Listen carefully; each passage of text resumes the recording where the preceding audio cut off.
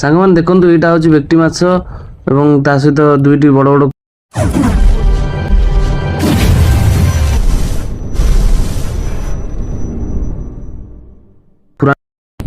Hi friend जय जगन्नाथ नमस्कार काना स्वागत करुच्छे आज ब्लॉग को।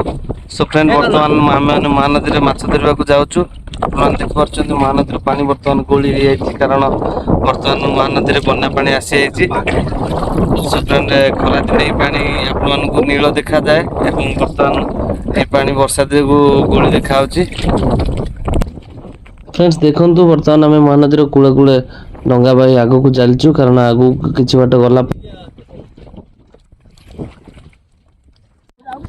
सांग मैंने यहाँ हूँ बेक्टी जाल ये जाल दिखाई बर्तमान ये जालटी उठाऊे देखा आज कि सब माछ लगुच ये जालटी बाहाणी करवा माने डंगा जाल देवा उठेवा बहुत परिश्रम। सांग मैंने आज आम 3टी फेक्टी माछ और 2टी कुराट माछ धरचु जार आपण फ्रेश माछ दरकार आपण कमेंट माध्यम जनइबे।